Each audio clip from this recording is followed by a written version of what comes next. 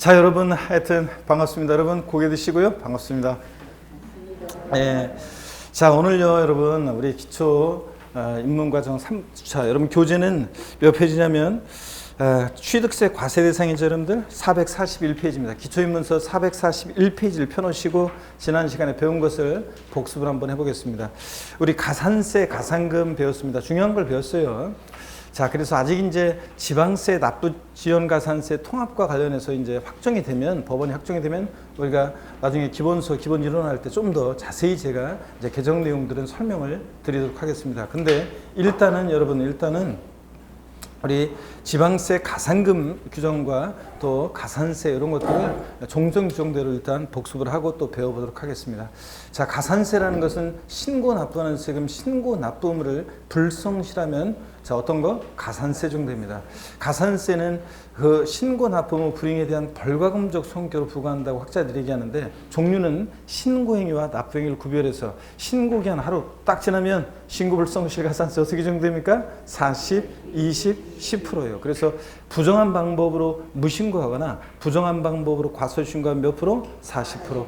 그냥 부정한 이런 말 없이 신고기한 내 신고서를 제출하지 않았다. 무신고 가산세는 무신고 납부세액 몇 프로? 20%. 자, 그 다음에 신고했는데 적게 신고했다. 과소신고 가산세는 10% 깔아놓고요. 그 다음에 이제 요건 하루만 지나도 적용하는 거고 신고불성 가산세는 그 다음에 하루하루 지날 때마다 1일 0.05% 10만 분의 25에 자, 납부 불성실 가산세 정도입니다. 지방세는. 근데 국세는 이미 바뀌었어요. 2020년도에 납부 지연 가산세가 1일 0.05% 정도입니다. 그래서 양도소득세처럼 국세도 신고 납부하는 국세는 양도세는 신고기한 하루 딱 지나면 40, 20, 10% 깔고 그 다음에 하루하루 지날 때마다 1일 0.02%의 납부 지연 가산세 정도입니다. 지방세는 취득세, 등록면세처럼 신고 납부하는 지방세는 신고불성실 가산세 그리고 납부불성실 가산세가 1일 0.02%고요.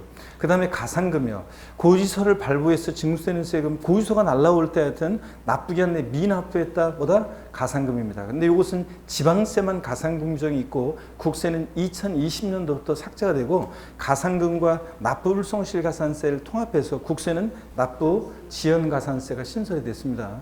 자, 근데 우리가 이제 가산금 종전대로 지방세 일단 배워두는 게 더 좋습니다. 나중에 통합이 되더라도. 자, 고지서를 발부해서 징수할 때 지방세 하루만 딱 지나도 몇 프로? 3% 깔고 그 다음에 한 달씩 매 1개월 경과시마다 몇 프로씩이요? 0.75% 1만 분의 75 0.75%씩 중가산금이라는 게 적용됩니다.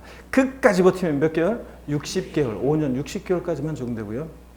자, 국세도 이제 종전에 국세가 가산금, 중가산금 규정이 있을 때 국세는 100만 원 미만은 적용하지 않는다 그랬거든요. 지방세는 30만 원. 근데 여기 이제 국세도 여기 이제 납부지연 가산세로 들어와서도 똑같아요. 국세도 100만 원 이상일 때만 여기 이제 납부지연 가산세, 고지서 발부세 적용될 때는 여기 이제 100만 원 이상일 때만 적용합니다. 자, 그러면 다시요, 여러분.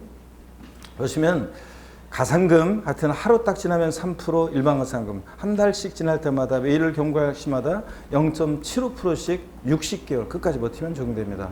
근데 월별로 말하자면 지방세는 이렇게 중가산금이 적용되는데 국세는 종합부동산세처럼 고지서가 발부된 국세요. 고지서가 날라올 때 원칙적으로 종부세 하루 딱 지나면 3% 깔고 그 다음에 하루하루 지날 때마다 1일 0.02% 이래서 여기 합한 납부지연 가산세가 적용돼요. 자, 종합부동산세 같은 애들은. 근데 지방세는 월별로 이게 이제 내년에 통합이 되더라도 지방세는 월별로 0.75%씩 적용됩니다. 60개월까지. 근데 국세는 3% 그러니까 지방세나 국세나 자, 3% 까는 건 똑같아요. 자, 그런데 지방세는 월별로 0.75%씩 적용되고 근데 국세는 일별로 1일 0.02%씩 이게 이제 적용됩니다. 그러면 0.02% 여기다가 30을 곱하면 0.75%예요. 그러니까 같은 거에 다른 거예요. 그냥 같다고 생각하시면 된다고 그랬죠. 그래서 지방세는 하여튼 중가상금 월별로 0.75%씩 60개월이고 그 다음에 국세는 일별로 1일 0.05%로 해가지고 요거 5년까지 적용됩니다. 그래서 거의 같다고 생각하시면 되고요. 자, 그 다음에 여러분 우리가 납세 의무 있잖아요. 추상적으로 성립하고 구체적으로 확정이 되고 확정된 납세문은 소멸하는 과정을 거친다고 그랬습니다. 그렇죠, 여러분들? 그럴 때 납세문 성립하는 성립시기, 추상적으로 성립하는 성립시기, 취득세는 어느 때? 취득하는 때 납세문 추상적으로 성립합니다. 사족 들어가면 안 된다고 그랬어요. 뭐 취득하고 60일이 경과할 때 아니고. 등록에 대한 등록밀세는요? 등기 등록하는 때고 이것도 사족 들어가면 안 되고. 재산세 나오면 또 친구 따라다니는 애 있죠? 지역자원시설세, 소방분, 그 다음에 종합부동산세는 어느 때 납세문 추상적으로 성립한다? 과세 기준일인데 매년 언제입니까? 6월 1일이고 주민세 일부도 과세 기준일에 납세문 성립하는데 주민세 제3분과 균등분이요. 여기 이제 내년도부터 입법례가 나온 것은 제3분은 사업소분으로 균등분은 개인분으로 내년에 이제 바뀔 예정인데 어떻든 간에 얘네들 현재까지는 제3분과 그 다음에 균등분이요. 얘네들 주민세 과세 기준일 언제 납세문 성립합니까? 7월 1일. 그래서 재산세들하고 다르다는 것 꼭 비교하시고 그 다음에 소득세, 법인세, 부가가치세 같은 세금들은 어느 때 납세문 추상적으로 원칙 성립한다고 그랬어요?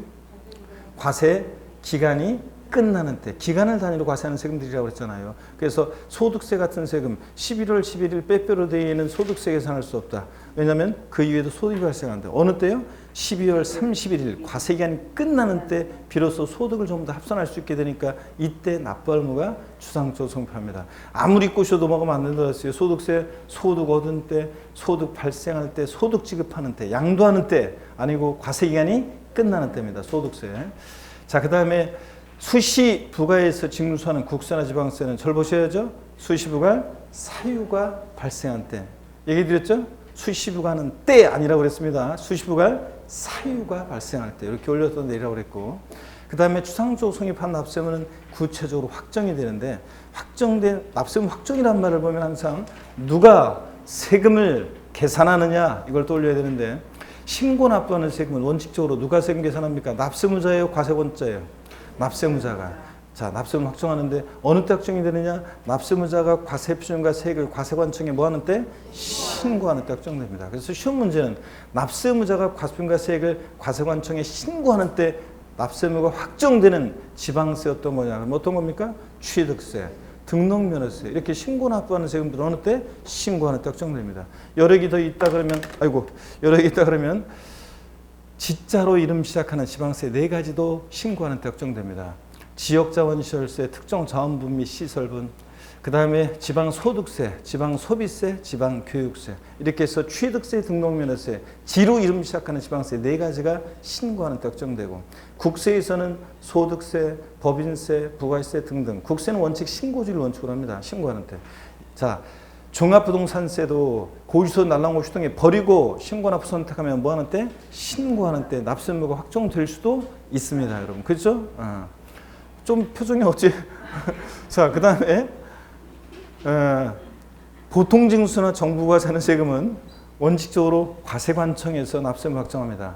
어느 때? 결정하는 때예요. 그래서 시험에서 과세관청에서 원칙적으로 과세표준과 세액을 결정하는 때 납세무 확정되는 지방세가 어떤 거냐? 그럼 어떤 겁니까? 재산세, 친구, 지역자원시설세, 소방분, 얘들 자 등등 결정하는 때 확정됩니다. 국세에서는 딱 한 가지만 일단 알고 계시면 됩니다. 어떤 거? 종합부동산세가 뭐 하는 때? 결정하는 때 확정됩니다. 이렇게 확정된 납세무는 그러니까 신고 납부하는 세금은 신고하는 때, 보통징수나 부가세는 세금은 결정하는 때입니다. 자, 그 다음에 확정된 납세문을 소멸하는 과정을 거치는데 소멸 사유, 납부, 충당, 부가권의 철회의 취소예요. 부가권의 철회의 취소예요. 취소가 소급해서 시작 없어지니까 취소, 제척기간 만료, 소멸시 완성. 얘네들 소멸 사유 5가지요. 아닌 거 납세자의 사망, 죽었다 모든 일이 해결되는 거 아니에요. 그 다음에 법인의 합병. A법인, B법인 합쳐질 때 법인 합병. 그 다음에 부가권의 철회. 거기서 보냈다가 주소 불분명해, 영업소 불분명해 철회. 걷어들였다가 다시 보내니까 주소 영업소 확인해서 철회도 소멸 사유가 아닙니다. 제척기간 맛배기로 살짝 봤는데 양도소득세 같은 일반 국세 사기쳤다. 업계약서나 다운 계약서 썼다. 몇 년 동안 발법 구사할 수 없다? 몇 년 동안? 10년. 그래서 자, 국세, 일반 국세, 양도세 같은 애들 제척 기간은 10년, 7년, 5년입니다. 사기치면 10년, 무신고 7년, 기타 5년이에요. 소멸시효 기간도 우리가 살짝 아직 뭐 정확히 못 해도 괜찮은데 아직까지는. 소멸시효 기간. 지방세는 5천만 원 미만의 지방세는 소멸시효 몇 년? 5년. 5천만 원 이상은 10년. 국세 5억 원 미만은 몇 년? 5억 원 미만은 5년. 5억 원 이상의 국세는 10년의 소멸시효 적용됩니다. 이런 것들을 봤고요. 그 다음에 취득세는 여러분, 취득세는 과세주체는 특광도, 특별지방시도, 물론 특별자치도나 특별자치시도 과세주체인데 특별자치도나 특별자치시는 11개 지방세 세금이 다 과세주체가 되니까 생략하고 특광도. 취득세는 유통과정에서 부과되는 세금이고 취득행위를 보고 부과하는 세금입니다. 취득세는 여러분 물세인세예요. 물세입니다. 합산과세예요, 개별과세예요. 물건 각각 어떻게 하냐? 개별과세합니다. 그죠, 여러분들? 자, 그 다음에 취득세 있잖아요. 취득세. 예, 사실주의 과세합니다. 등록면허세만 등기등록이라는 형식 갖출 때 과세하는 형식주의 과세를 취하고 나머지 주요 부동산 세금들은 사실주의, 실질주의죠. 그러니까 등기, 등록, 허가 등과 무관하게 과세합니다. 등기되지 않아도 등록되지 않아도 허가받지 않아도 과세가 된다고 그랬습니다. 그렇죠, 여러분들? 또 취득세, 취득일 현재 공부상 현황과 사실상 현황이 다르면 무엇에 따라서? 사실상 현황에 따라 부과한다고 그랬습니다. 그랬고요. 그렇잖아요, 여러분들. 그 다음에 또 우리 취득세에 실질과세 현칙 적용되니까 원칙적으로 등기등록 명의자와 실질 권리자, 소유자가 다를 때 세금은 누구한테 귀속시킵니까? 명의와 상관없이 실질에 의해서 실질 소유자에게 귀속시켜라. 뭐 거래 내용도 실질적으로 보고 부과하라. 이런 것들을 배웠습니다. 여러분, 취득세, 취득이 뭐냐고 누가 여러분한테 물어보신다. 그러면 취득이지 뭐. 이러면 안 된다고 했습니다. 자, 취득세 취득이 뭐냐? 그러면 한마디로 뭐라고 대답하신다? 사실상 소유권 취득이다. 그랬잖아요. 아이고, 여러분 다시 어떻게? 사실상 소유권 취득이다. 그러면 사실상 취득만 하면 돼요. 등기등록을 이행하지 않았어도 사실상 취득만 하면 취득한 것으로 보고. 근데 여러분요. 사실상 취득해야지. 근데 형식적으로만 취득하는 취득은 취득이 아니죠? 그 대표적인 예를 제가 뭘 들어드렸어요? 형식적 취득? 등록면허세를 형식적 취득에 대한 예를 들었어요. 그러니까 형식주의 과세고 등록면허세는 형식적 취득. 에? 신탁법에 의한 신탁산 취득이요. 자, 믿고 맡긴 것뿐이고 믿고 맡은 것뿐이고 그러니까 소유권만 대외적으로 왔다 갔다 했지 대내적으로 여전히 위탁자 거였고 그러니까 형식적인 취득으로 신탁법에 의한 신탁산 취득은 과세되지 않습니다. 또 사실상 소유권을 취득해야지 소유권 이외의 권리요. 자, 어떤 게 있었습니까? 뭐 부동산 임차권, 전세권, 지상권 등 이런 것들을 취득세 과세되지 않습니다. 그 다음에 그렇잖아요. 뭐 저당권, 지역권은 당연히 그렇고요. 뭐 이런 것 소유권의 권리. 또 아파트 당첨권이나 분양권, 조합원 입주권 이런 것들도 취득세 대상이 아닙니다. 우리가 이제 세율 볼 때 오늘 이제 세율 볼 건데 맛배기로 이제 세율에 대한 구체적인 암기는 우리가 이제 나중에 암기하게 됩니다. 자, 그래서 나중에 암기하고요. 예, 어떤 분들은 그냥 자꾸 왜 저 생략하고 그냥 다음에 이렇게 넘어가냐고 하는 사람들이 있어요.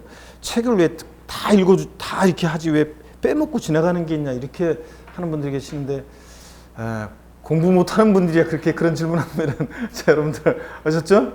아이고 저 선생이 다 알아서 그걸 무슨 뭐 장사 속으로 그렇게 하는 것도 아니고 다 여러분들 단계별로 차근차근 여러분 제가 막 수업 시간에 막 무리해가지고 100가지를 막 던져준다고 해서 여러분이 다 되는 것도 아니고 어차피 그거 한 번 던져주고 또 그냥 하는 것도 아니고 나중에 어떤 분은 이렇게 한 번에 그냥 한순간에 전체 모든 기초 모든 내용을 이론을 다 그냥 포괄하게 다 빠짐없이 다 강의하게 해달라고 하는 분이 계시는데 그거는 좀 기다리면 나중에 하루에 전범위를 다 끝내드려요. 하루에. 한 8강이면 그냥 전범위를 다 끝내드리기도 하고 또 이렇게 해서 또 짧은 기간 내 최단기간 내 또 전범위를 또 2달 동안에 다 전범위를 다 하기도 하고 뭐 5, 6월 달 되면은 뭐 그 다음에 또 하루에 그냥 전범위를 다 끝내드립니다. 그러니까 그런 과정이 다 있어요. 그때까지는 여러분들 나만 생각하면 안 돼. 나는 어느 정도 뭐 예를 들어서 2학년이야. 그래서 난 공부가 됐으니까 그냥 한 번에 그냥 쫙 훑어주면 좋은데 이렇게 하는데 그래서 그것만 계속 인강을 반복하겠다 이런 분도 계시는데 사람마다 다 지금 우리는 평균적인 수험생들 특히 저희들은 안 되는 수험생들을 끌어가서 어떻게 이렇게 올리는 게 이게 선생님 저기 알아서 그냥 저 스스로 잘하는 사람들은 어차피 합격할 사람들이니까 그냥 뭐 저희들이 그 분들에게 맞출 수는 없는 거고, 그러니까 단계별로 차근차근 가서 나중에 다 2달에 전범위의 모든 이론을 다 강의하는 순간이 오고 하루에 다 모든 이론을 끝내드리는 순간이 와요. 그러니까 그때까지는 또 이걸 왜 빼먹고 지나가냐 이런 얘기 하지 말고 단계별로 가니까 여러분들이요, 무슨 특별히 장사 속으로 그런 것도 아니고 다 그렇게 하는 게 제일 좋기 때문에 그렇게 가는 거예요. 다 던져줄 수도 없는 노릇이고 시간적인 제약이 또 던져서다고 해서 여러분이 받아들일 수도 없고, 그러니까 차근차근 처음 공부하는 분들이 따라올 수 있도록. 이것도 지금 용어 설명하는 첫날 강의도 어려워요. 그냥 하나도 무슨 말인지 모르겠어요. 막 그런 분들 계세요. 하나도 모르겠다고 그래서 제가 또 몇 가지 물어봤다 그랬잖아요. OX 하면서 이렇게 하나도 모르겠다는 분들 물어보면요, 10개, 제가 OX 10개 이렇게 하고 그러면은 10개 하고 그러면 그 중에요 한 4개 이상씩을 맞추시더라고요. 그러면서 하나도 모르겠대. 4개 이상 5개 맞추면 기본은 한 거잖아요, 여러분들. 자, 그렇기 때문에 처음에 다 그렇게 하는 거니까 여러분들이 그런 거 신경 쓰지 마시고요. 자, 여러분, 취득세 사실상 소유권 취득이다. 자, 설명을 드렸습니다. 취득의 유형이 있었는데 취득세 취득 유형은 자, 사실상 취득 유형과 사실상 취득을 하는데 취득했다고 간주하는 간주충 유형으로 나눴습니다. 사실상 취득은 원시 취득, 승계 취득으로, 승계 취득은 대가지급 여부에 따라서 무상 취득과 유상 취득으로 나눴습니다. 취득세는요, 사실은 사실상 취득만 하면 원시, 승계, 유상, 무상을 불문하고 과세가 됩니다. 일치의 취득을 말합니다. 근데 다만 원시 취득에 과세지 않는 경우가 4가지가 있었는데 머리 끌잘 따서 우리 외웠습니다. 어떻게 외웠어요? 차, 기, 항, 선, 차량, 기계장비, 항공기, 주문에서 건조하는 선박은 원시 취득은 과세한다 안 한다? 안 하고 승계 취득이 하나 있으면 과세한다고 그랬습니다. 그랬죠, 여러분들? 네. 그 다음에 또 여러분, 취득세 우리 간주 취득령이 있었습니다. 이런 사회통념상의 사실상 취득은 아닌데 취득했다고 지방세법상 간주에서 과세되는 경우가 있는데, 토지, 지목 변경으로 어떤 일이 있을 때? 가액이 증가했을 때. 또 반드시 토지 지목 변경으로 가액이 증가했어야지 단순히 토지 지목만 변경된다고 과세되는 거 아니에요. 그 다음에 차량, 기계, 장비, 선박. 여기는 항공기 없어요. 차량, 기계, 장비, 항공기 왜 들어가? 선박의 종류를 변경함으로 가액이 증가했을 때. 건축물 정축이나 개수 등으로 가액이 증가했을 때 역시 가액 증가를 취득했다고 간주에서 취득세 부과됩니다. 또 과점주주란 자가 비상장 법인의 주식을 취득합니다. 주식은 취득세 대상이 아니에요. 오늘 이제 보겠지만, 그런데도 과점주주가 주식을 취득했을 때 주식을 취득한 비율만큼 그 비상장 법인 소유의 부동산 등을 취득했다고 뭐 한다? 간주에서 취득세가 부과됩니다. 그럴 때 과점주주 그러면 지분율이 전체에서 몇 프로요? 몇 프로 보유하는 주를 말하는 거예요? 50% 이상의 초과예요. 초과 보유하는 주를 말합니다. 딱 100분의 50인 주주는 과점주도 아니다? 아닙니다. 초과해야지. 초과하면서 그에 관한 권리를 실질적으로 행사하는 자들을 말합니다. 자, 근데 예외가 있습니다. 법인 설립 시 발행하는 주식 지분을 취득하는 경우에는 취득세 납세 의무가 있다 없다?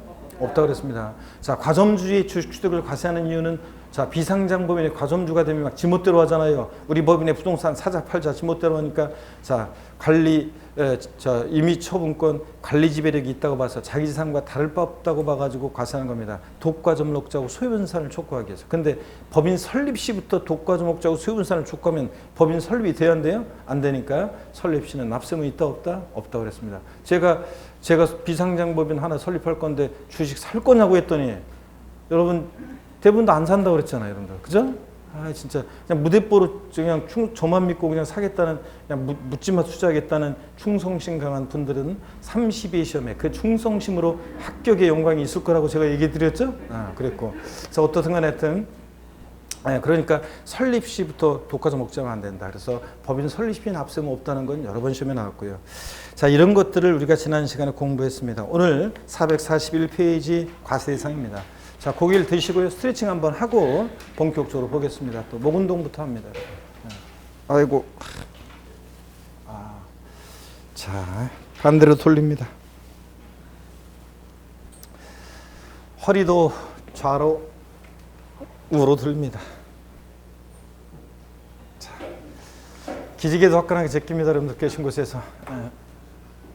아이고, 어깨 돌리시고. 자, 좋습니다, 여러분들. 뭐 코로나 팬데믹이 진짜 그냥 요새 분위기가 심상치 않습니다. 근데 학원이나 뭐 이렇게 안전합니다. 학원이 안전한데 한 가지만 주의하면 된다고 제가 지난주 얘기 안 드렸나요? 한 가지만 주의하면 됩니다. 이 다용도실이라든가 이런 데서 쉬는 시간에 음식 나눠 먹으면서 마스크 내리고 막 웃고 떠들고 막 분위기 너무 화기애애해가지고 이것만 안 하면 돼요. 그러면 학원은 안전합니다. 우리가 뭐 학원은 안전합니다. 다른 데처럼 뭐 저기 하지 않고. 그 다음에 그거만 하여튼 여러분들이 음식 드실 때 이렇게 내려서 좀 드시고 마시고 그 다음에 얘기할 때는 이렇게 올리세요, 마스크를. 자, 그리고서 얘기하세요. 그러면은 뭐 안전합니다. 그러면은 학원은 그것만 올해 이렇게 제가 쭉 지켜보니까 그것만 그게 위험상이고 그것만 주의하면 학원은 뭐 안전합니다. 저희들이 또 방역 다 잘 하고 있고 그러니까 좋습니다. 그래서 공부는 올해도 그랬지만 그런 것 때문에 분위기 휩쓸려가지고 괜히 뭐 이렇게 뭐 공부 안 하고 이렇게 돌아다니면 아무도 시험장에서 내년 시험 볼 때 32회 시험에서 문제가 나의 그런 거 내가 그런 것 때문에 코로나 때문에 신경 쓰느라고 내가 공부를 못 했는데요. 학원 빠지고 이랬다고 그래서 그 문제가 나를 봐주지 않아요. 사정을 똑같이 합니다. 자, 그러니까 반드시 여러분들이 그 신경 쓰지 말고 우리는 공부에 최선을 다해야 되겠습니다. 방역 철저히 신경 쓰면서 441페이지 02번 과세대상입니다. 여기를 한번 봅니다, 여러분들. 자, 보시면은 취득세 대상이요. 어떤 게 있냐면 제가 다음 순환에는 이제 취득세 대상을 스토리텔링으로 기억할 수 있도록 도와드릴 거예요. 다음 순환에. 근데 오늘은 나는 부동산하고 자동차 살 때만 취득세 내는 줄 알았더니 와, 이런 것도 취득세 대상이구나. 이렇게 한번 그런 마음으로 보시면 되겠습니다. 토지 취득세 대상입니다. 근데 이 취득세 대상이 되는 토지는요, 모든 토지입니다. 그래서 지적공부상의 토지뿐만 아니라 매립간척하고 공유수매를 준공인가 전에 그 매립간척한 토지를 사실상으로 사용하는 토지도 포함입니다. 그래서 자, 지적공부상 토지뿐만 아니라 사실상의 토지를 포함하고요. 그 다음에 취득세 대상은 당연히 건축물도 당연히 대상입니다. 근데 이때 이 건축물은 여러분 좀 주의하실 것이 취득세 대상이 되는 건축물은요, 여러분 보시면 자, 취득세 대상이 되는 건축물은 보시면 건축법상의 건축물, 건물뿐만 아니라요, 지붕과 벽 또는 기둥이 있는 사무실, 창고, 차고, 점포 같은 우리가 흔히 알고 있는 건물 당연히 대상인데요. 여기에 건물과 독립한 시설물도 대상이 돼요. 시설물. 그래서 그 대표적인 예는 골프 연습장 같은 거 있잖아요. 일정한 요건을 갖춘 골프 연습장 같은 레저 시설, 급수, 배수, 도관 시설, 에너지 공급 시설, 나중에 기본서 나오면 쫙 그 시설들이 열거 돼 있는데요. 우리가 자세한 건 알 필요 없고 그냥 골프 연습장 같은 이런 시설물도 취득세 대상이 된다. 자, 그 다음에 건축물에 부수되는 시설물이라고 그래서 건축물에 부수되는 시설물이요. 건축물에 부수되는 시설물이라고 그래가지고요. 건축물에 부수되는 시설물. 자, 그래서 어떤 게 있냐면 엘리베이터, 에스컬레이터 같은 승강기가 있어요. 엘리베이터, 에스컬레이터 같은 승강기는요, 여러분 등등 여러 가지가 있습니다. 이것도 쭉 뭐 건물에 부착하는 근거 일정한 발전 시설 막 쫙 나오는데 자세한 거 알 필요 없고, 엘리베이터, 에스컬레이터 같은 승강기는요, 그 자체로는 대상이 아닌데 이게 건물에 부착 설치될 때는 주체 구조와 일체가 돼서 효용 가치를 이룰 때 취득세 대상이 되는 경우도 있습니다. 건축물에 부수되는 시설물도요. 그래서 나는 건축물 그러면 그냥 건물만 생각했더니 골프장장 같은 이런 시설물이라든가 건축물에 부수된 이런 시설물도 대상이 되는구나. 이렇게 여러분들이 오늘 알아두시면 됩니다. 그 다음에 취득세 대상에는요, 또 항공기도 있습니다. 사람이 탑승해서 항공에 사용하는 거면 다 대상이 됩니다. 또 그 다음에 차량이요. 자, 자동차 관리법상의 자동차에 한하지 않고요. 원동기 장치로 화물이나 승객을 실어 나르는 거면 뭐 오토바이, 궤도, 기차, 뭐 이런 것들 다 케이블카 뭐 이런 거 다 대상이 됩니다. 그래서 차량, 자동차 관리법상의 자동차 한하지 않고요. 선박, 물 위를 떠다니는 거면 다 대상이 됩니다. 자, 그 다음에 또 어업권이요. 그 다음에 광업권이요. 또 그 다음에 양식업권 같은 이런 권리도요, 대상이 된다는 거 주의합니다. 어업권, 광업권, 양식업권 같은 권리도 대상이다. 시험에 한번 나왔던 것이 자, 취득세 대상에는 이런 어업권을 제외한 권리를 말한다 그랬는데 제외하지 않고 어업권, 광업권, 양식업권 같은 권리도 대상이 됩니다. 제외한다고 시험에 한번 나온 적이 있는데 임목이요. 수목의 집단입니다. 임목법에 의한 임목, 수목의 집단도 대상이 되고요. 자, 그 다음에 또 보시면 기계 장비요. 기계 장치가 아니라 기계 장비예요. 건설 중장비, 타워 크레인 같은 뭐 그런 등등을 말하는데 법령에 딱 열거가 돼 있는데 우리가 자세한 기계 장비 종류를 알 필요 없고 그냥 기계 장치가 아니라 기계 장비 자 대상이 됩니다. 자, 그래서 기계 장비 대상이고 골프, 콘도, 종합체육시설, 승마, 요트용권 같은 이런 회원권도 대상이 된다는 거. 자, 그래서 취득세 대상에는 이런 것들이 있다는 것을 여러분들이 쭉 눈에 익혀두시고 가시면 제가 다음에 스토리텔링으로 소개 쭉 해드립니다. 441페이지 교재를 보겠습니다. 02번 납세 의무자입니다. 취득세 과세물건의 종류는 지방세법에 규정하고 있는 것에 한한다 그랬습니다. 즉 취득세는 부동산 등등등 하여튼 이런 것들을 취득한 자에게 부과하는데요. 자, 5번째 줄인가요? 부동산, 차량, 기계장비, 항공기 또는 특별한 규정인 경우를 제외하고는 해당 물건을 취득했을 때 사실상 현황에 따라 부과한다. 당연합니다. 실질과세원칙상 형광펜을 줄 긁기 아니에요. 실질과세원칙상 당연히 우리 주요 부동산 세금들 다 사실상 현황에 따라 부과합니다. 자, 근데 다만 취득했을 때 사실상 현황이 분명하지 않다. 그럼 어떻게 하고? 어쩔 수 없지 뭐. 공부상 현황에 따라 부과하고요. 당연한 얘기죠, 여러분들?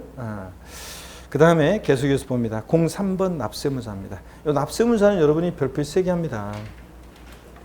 이 납세무자는요, 자, 별표시를 3개 하는데 시험에 이 납세무자는 뭐 시험에 만약에 32회 시험에서 또 그럴 가능성은 굉장히 낮지만 또 한 문제 나온다 그러면 뭐 종합문제로 주요 내용들을 골고루 섞어서 나오는 거고 근데 취득세에서 한 문제 나올 가능성은 굉장히 낮습니다. 3문제 정도 원래대로 나온다 그러면 납세무자는 그 중에 한 자리를 차지한다. 나온다 생각하시면 되겠습니다. 그래서 03번 테마에 별표 3개 하시고 자, 취득세 납세무자는 본문을 보니까요. 취득세 대상이 되는 자산을 취득한 자이다. 개인과 법인은 물론 법인격 없는 사단, 재단, 기타 단체도 납세 의무자가 된다. 그러니까 취득세 납세의무자는 취득자가 개인이든 법인이든 따지지 않습니다. 납세 의무자를 취득의 형태에 따라 구분하면 다음과 같다. 그래서 일반적인 취득에 의한 납세의무자, 취득세는 부동산 등등 아까 열거한 이 취득세 대상 물건을 취득한 자에게 부과하는데요. 넘어가시면 442페이지입니다. 양가로 1번 사실상 취득자요. 자, 취득세 납세의무자는 원칙적으로 사실상 취득자인데요. 부동산 등의 취득은 민법 요까지 밑줄이에요.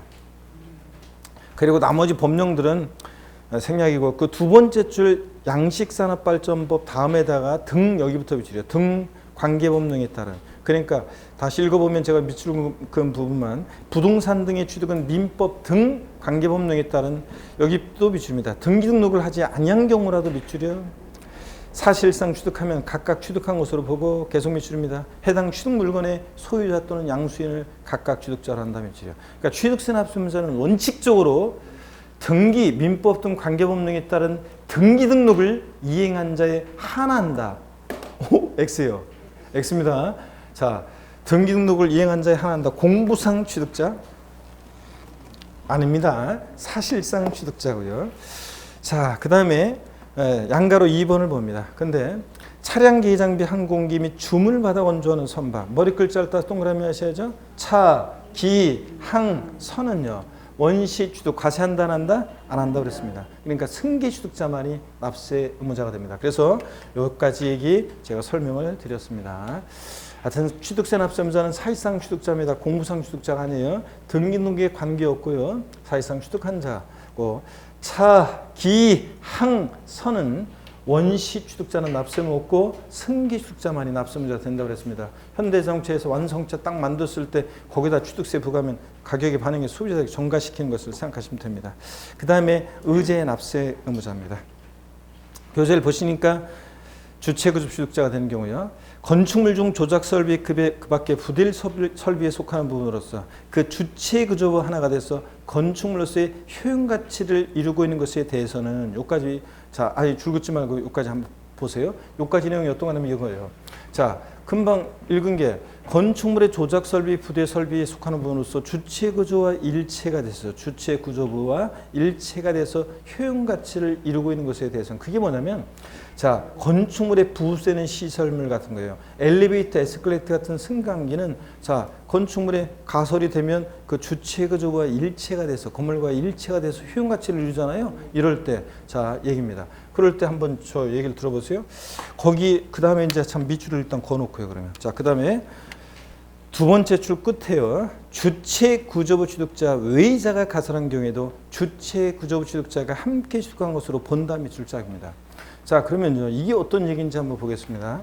제가 항상 해드린 얘기가 있는데 제가 2000년대 중반에 서울 청량리 역광장 건너편에 미주상가라는 상가가 있었는데 거기 학원에 있었어요. 6층에 학원이 있었는데 오래된 건물이라 그 당시에도 오래된 건물이라 엘리베이터가 없었습니다. 그래서 지하철 청량역에서 내려서 지상까지 계단 뛰어오르고 또 학원까지 또 뛰고 1층에서 숨을 몰아쉬고 6층까지 뛰어 올라가고 아침마다 별을 보고 정신도 없고 아이고 됐다 힘들었는데 여기 학원 원장님이 아 이거 도저히 안 되겠다. 이거 수강생분들이 너무 힘들어하고 그래가지고 불만이 자자해서 안 되겠다. 그래서 엘리베이터, 에스컬레이터 같은 승강기를 가설합니다.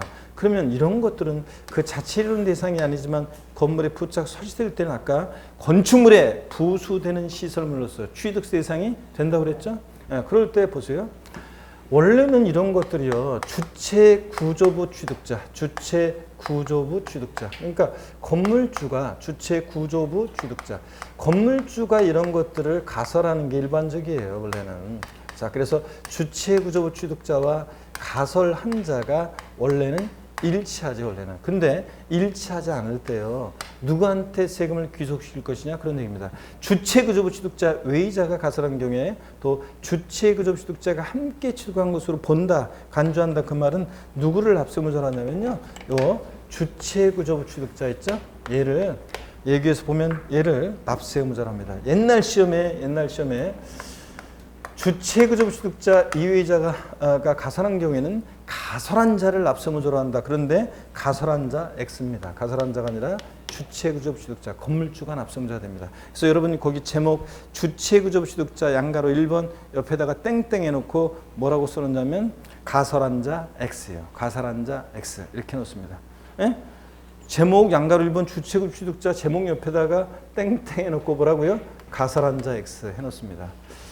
자, 주체급 취득자 그 제목 옆에다가 땡땡 해놓고 가설한 자 X라니까요, 여러분들. 가설한 자 X예요. 이렇게 해놓으라고요, 여러분들. 자, 그럼 가설한 자로 바꿉니다. 이렇게 해서 여러분, 여기 근데 왜 이렇게 하냐면요, 왜 건물주에게 부과하고 가설한 자 X 이렇게 하냐면 추징의 문제 때문에 그래요. 만약에 이 엘리베이터, 에스컬레이터 승강기 가설이 되고 이것에 대한 취득세 납부에 대해서 만약에 가설한 자를 납세무자로 한다 그러면 과세상국에서는 가설한 자가 누군지를 일일이 찾아야 되고 또 그 사람한테 세금을 부과해 추징해야 되는데 안 낸 것에 대한. 근데 장사가 안 돼 가지고 딴 데 이 임차인 가버렸어요. 그럼 엘리베이터 해체해 가지고 가요? 해체하는 비용이 그게 그냥 되는 거예요, 여러분들? 어떻게 뛰어요? 그거 해체하려면 비용도 엄청 많이 들겠죠. 그러니까 어차피 여기 이거 주체 구조가 일체가 돼서 딱 붙어 있는데 그렇기 때문에 근데 가설한 자한테 세금을 내라? 이 말이 안 되잖아요. 그래서 건물주, 주체 구조 취득자에게 세금을 부과하는 겁니다. 이해되십니까, 여러분? 추징의 문제 때문에. 그래서 결론만 딱 알아두면 됩니다. 자, 이런 경우에는 주체 구조부 취득자 이외자가 가설한 경우에도 주체 구조부 취득자가 함께 취득한 것으로 본다, 간주한다는 거. 그래서 가설한 자 X라는 거예요. 이거 주의하고. 그 다음에 양가로 2번 변경 시점의 소유자입니다.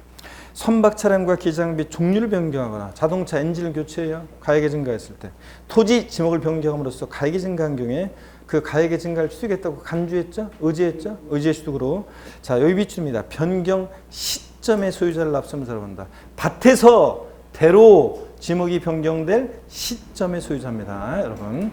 자, 그래서 후의 소유자가 아니에요. 그래서 그 제목 변경 시점의 소유자 있잖아요. 그 변경 시점의 소유자에다가 여러분이 변경 시점, 아이고 이거 아직 벌써 나와버렸네. 변경 시점의 소유자 거기 제목 옆에다가 땡땡 해놓고 여러분이 지목 변경, 종류 변경, 후의 소유자 X 해놓으세요. 지목 변경, 종 변경 후의 소유자가 아니라 그 시점의 소유자입니다, 여러분. 시점. 밭에서 예로 지목이 변경될 시점의 소유자가 납세의무자지 후의 소유자하면 이게 나중에 막 거래가 계속 됐을 때 누구한테 책임을 부과할 거예요? 그게 문제가 되잖아요. 자, 그래서 밭에대로 지목이 변경될 시점, 그때 가액의 증가가 있을 때 가액 증가분에 대해서 그 시점의 소유자에게 부과합니다. 양가로 3번과 4번은 중요하지 않고 나중에 슬쩍 봅니다.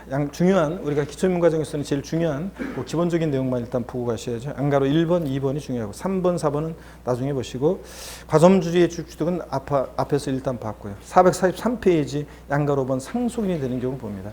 자, 보니까요.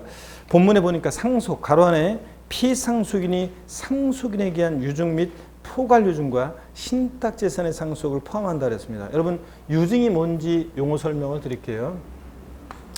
유증이라는 것은 여러분 보세요. 유증이라는 것은 유언으로 증여하는 거예요. 유언으로 증여하는 거. 내가 죽으면 내 재산 전부를 다른 애들은 한 푼도 주지 말고 오남매녀 7남매 중에서 막내 아들한테 싹 다 줘라 이렇게 얘기하는 게 유증이라고 그랬습니다. 오남매녀 7남매 중에서 막내 아들 누굽니까 여러분? 바로 그냥 손가락으로 키는데 그래. 너 뭐 그런 거예요 지금? 자, 좋습니다. 맞습니다. 자, 그래서 제가 항상 이렇게 요 타임만 되면 맨날 제가 이렇게 얘기하고 다니는 이유가 있다고 그랬는데 제가 맨날 요 타임만 되면 제가 요 타임만 되면 아침 저녁으로 돌아다니면서 자, 다른 애들은 한 푼 주지 말고 오남매녀 7남매 중에서 막내 아들한테 싹 다 줘라. 요거 왜 그런다고 그랬습니까? 말이 씨가 되니까 그런다고 그랬습니다, 여러분. 그렇잖아요, 여러분들. 말이 씨가 되니까. 그래서 항상 여러분들도요, 그 공부 있잖아요. 항상 나는 그냥 찍어도 합격이다. 나는 뭐 무조건 나는 하여튼 뭐 나중에 정 안 되면 시험장에서 찍어도 합격이고, 그 다음에 어떻든 간에 부족해도 나중에 이제 시험은 8, 90, 한 3개월 정도 바짝 그냥 어느 정도만 조금 해놨으면은 그러면 그냥 7, 8, 9, 3개월 동안 바짝 그냥 나 죽었다고 생각하고 벼락치기 하면 합격할 수 있습니다. 이 시험은 자 60%만 넘으면 되기 때문에 그렇게 할 수 있어요. 그래서 항상 그렇게 난 무조건 합격이다. 찍어도 합격이고 나는 그냥 합격이다. 또 나중에 한 3개월 바짝 하면 그냥 까짓거 합격이지 뭐 이런 마음 갖고 항상 공부하셔야 되는데 어떤 분은 여러분 보세요. 여러분 동료들 중에서도 이제 목격하게 될 건데 여름쯤 되잖아요. 여러분 동료들 중에서 목격해. 난 올해 안 될 것 같아. 2차는 아니고 아무래도 1차만 해야 될 것 같고 뭐 시간도 없고 그다음에 또 뭐 어떤 분들은 나는 그냥 왠지 하면서 자꾸 있잖아요. 벌써 이미 마음속에 패배감, 마음속에 이미 벌써 자기가 불합격할 것 같은 불길한 예감 속에 괜히 상상에 나를 펴가지고 거기에 휩싸여 있는 분들이 있습니다. 그러면 공부가 되겠어요? 뭘 외워도 그게 머릿속에서 금방 날아가 버리지, 더 날아가 버리지. 그래서 무조건 나는 찍어도 합격이다. 아시겠습니까, 여러분? 이걸 잊지 마세요. 항상 난 무조건 합격이에요. 무조건 뭐 이렇게 항상 얘기해야지. 하여튼 나중에 여름쯤 돼가지고 안 될 것 같고 괜히 이렇게 끝까지 아니 마지막 8, 90이 남아 있는데도 벌써 5, 6월 달에 이미 또 그렇게 얘기하는 분들이 계시는데 그냥 꿀밤한테 똑 때려주고 싶어 그렇게 얘기하는 분들은 항상 어쩌죠? 확신을 갖고 공부하시고 그렇게 해야 되겠습니다, 여러분들. 자, 그래서 저도 항상 이렇게 얘기하고 있습니다, 여러분들. 자, 유언으로 증여하는 거. 근데 내가 죽으면 줘라니까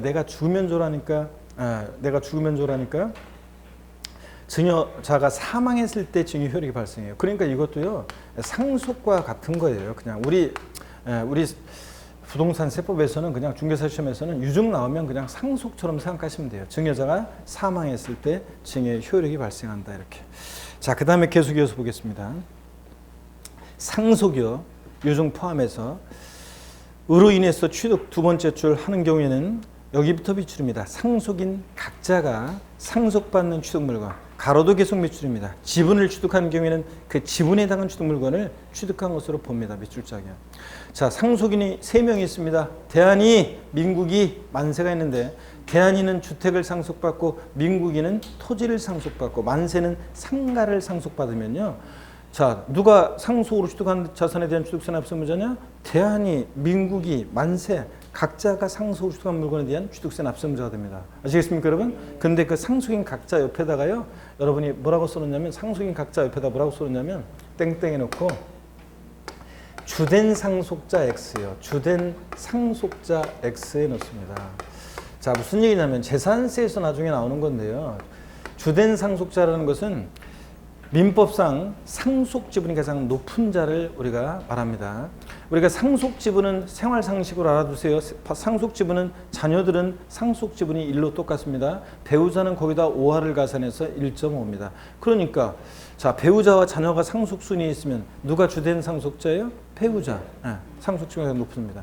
나중에 이제 배우는 건데 자녀들만 있다, 상속 지분이 다 똑같다. 하여튼 자녀들은 아들이든 딸이든 장남이든 차남이든 자, 상속 지분이 똑같습니다. 그래서 자녀들만 있다. 그러면 상속 지분이 가장 높은 자가 2인 이상이다. 그러면 누가 납세무자냐? 그럴 때는 연장자, 나이가 제일 많은 사람이 됩니다. 어떻든 간에 그거하고 헷갈리라고, 재산세하고 헷갈리라고 어떻게 바꾸느냐? 상속으로 취득한 자산에 대한 취득세 납세무자는 주된 상속자이다. 민법상 상속 지분이 가장 높은 자이다. 아닙니다. 누구라고요? 상속인 각자입니다. 대한민국이만 각자예요. 자, 그리고 계속 거기 보세요. 세 번째 줄, 이 경우 또 밑줄입니다. 납세무에 관해서는, 상속인의 납세무에 관해서는 지방세 기본법 규정에 따른 뭐 공유의 규정을 준용한다고 되어 있는데 그 말은 하여튼 연대 납세무가 있다는 거 밑줄입니다. 공동 상속의 경우에 공동 상속인들은 연대 납세무가 있습니다. 자, 부모님 돌아가시고 집 한 채 남겨놓고 돌아가셨는데 갑, 을, 병, 정 4명의 상속인들이 그 주택을 공동 상속받으면요, 그 주택 취득에 대한 취득세 납부에 대해서 공동 상속인들은 갑을병정 4명의 상속인들은 연대해서 취득세 납부할 의무가 있습니다. 여러분들 이렇게 알아두시고, 자, 그 다음에 용어 설명은 여러분 읽어보시는 거고, 그 다음에 6번째 주택조합 및 재건축조합의 조합원이 되는 납세무자 되는 거.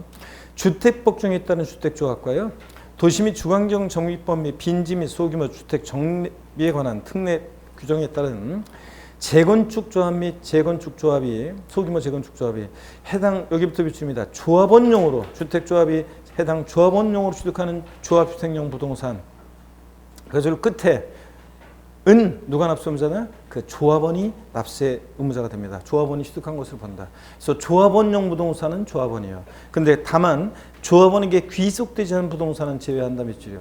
자, 조합원이 납세 의무자가 되는 것을 제외하는 거니까 비조합원용 부동산은 무슨 얘기냐면 조합원에게 귀속되지 않는 부동산, 비조합원용 부동산은 단지 내 상가나 일반 분양분 같은 것을 말합니다.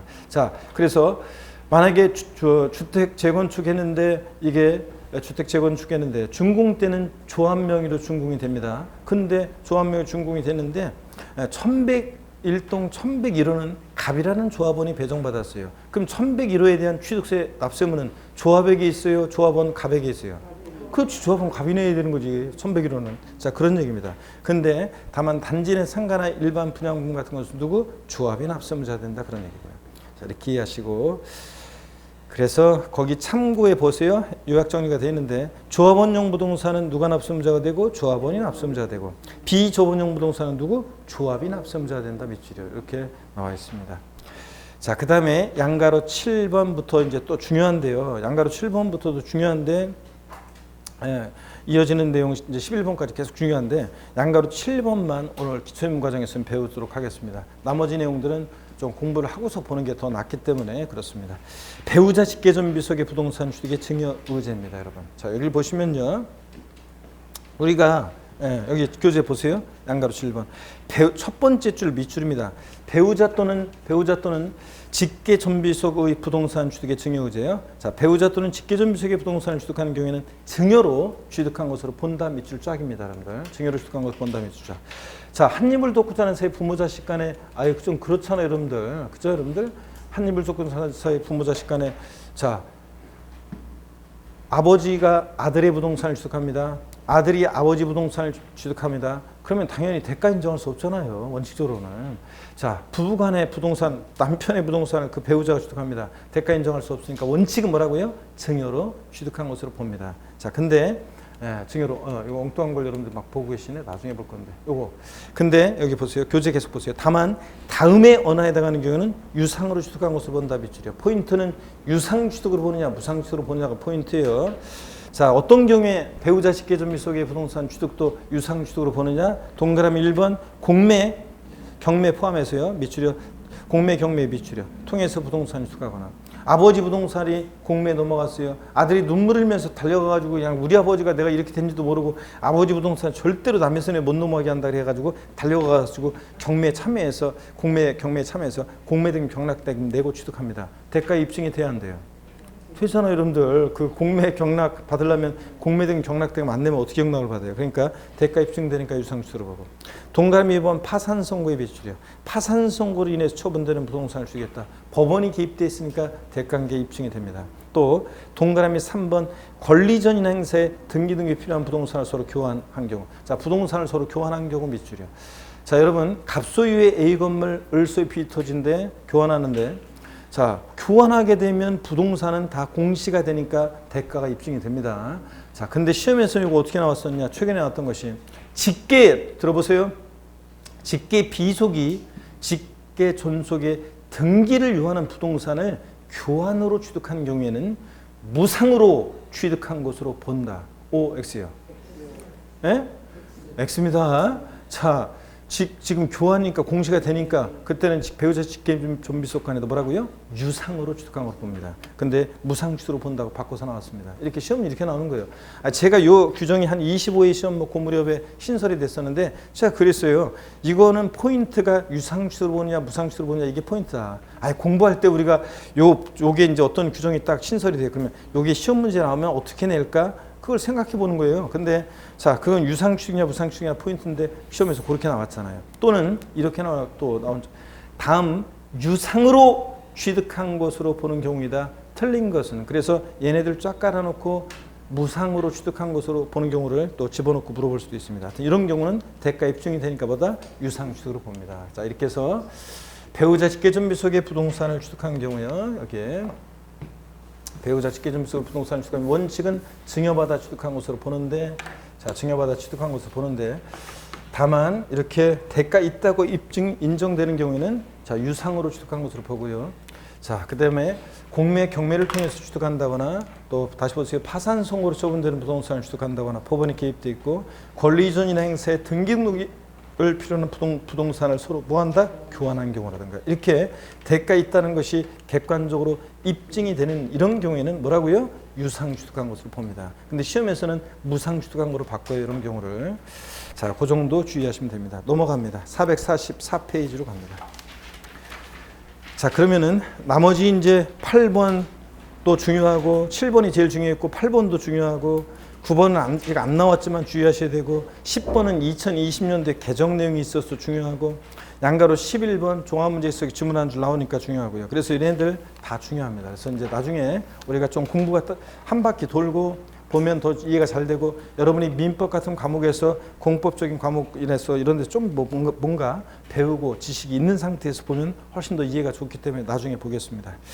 445페이지 04번 취득시입니다. 잠시 쉬었다가 여기부터 보도록 하겠습니다. 잠깐 쉽니다.